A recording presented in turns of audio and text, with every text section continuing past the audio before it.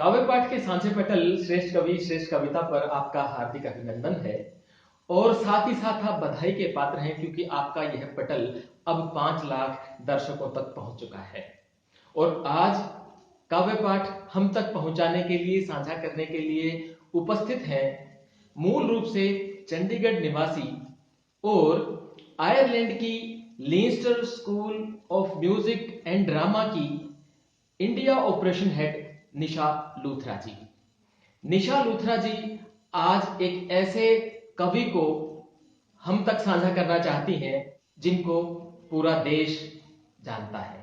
सर्वेश्वर दयाल सक्सेना हिंदी के उन श्रेष्ठ साहित्यकारों में से हैं जिन्होंने हिंदी की नई कविता को शैशव से तरुणाई तक संभाला और सींचा।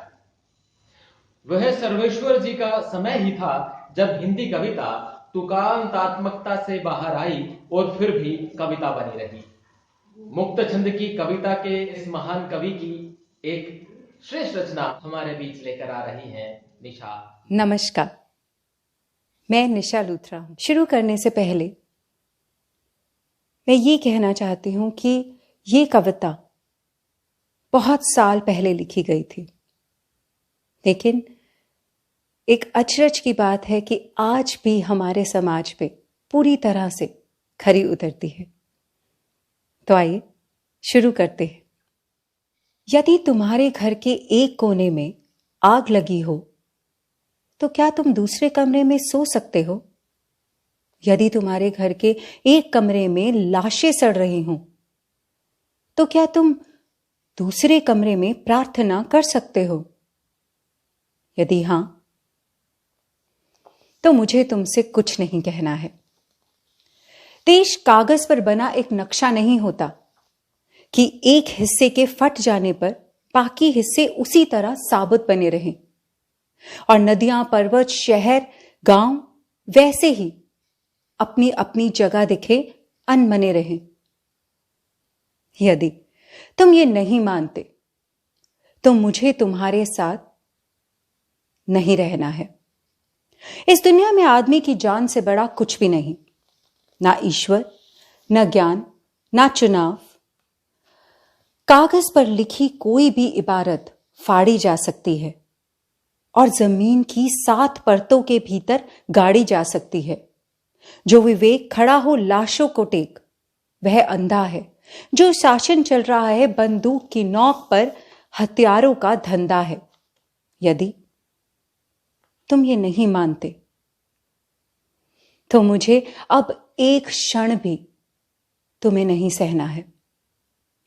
याद रखो, एक बच्चे की हत्या, एक औरत की मौत, एक आदमी का गोलियों से चिथड़ा तन किसी शासन का नहीं, संपूर्ण राष्ट्र का है पतन।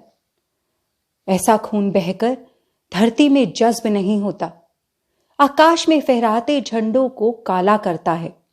जिस धरती पर फौजी बूटों के निशान हो और उन पर लाशें गिर रही हों, वह धरती यदि तुम्हारे खून में आग बनकर नहीं दौड़ती तो समझ लो कि बंजर हो गए हो। तुम्हें यहां सांस लेने तक का नहीं है अधिकार। तुम्हारे लिए नहीं रहा अब यह संसार। आखिरी बात बिल्कुल साफ, किसी हत्यारे को कभी मत करो माफ, चाहे वो है तुम्हारा यार, धर्म का ठेकेदार, चाहे लोकतंत्र का स्वनाम धन्य पहरेदार। तो ये थी दिल को भीतर तक झकझोर देने वाली श्रेष्ठ कवि सर्वेश्वर दयाल सक्सेना जी की एक श्रेष्ठ रचना, जिसे हम तक पहुंचा रही थी सशक्त रंगकर्मी निशा लूथरा। इसके साथ ही आज के इस एपिसोड को हम यहीं विराम देते हैं।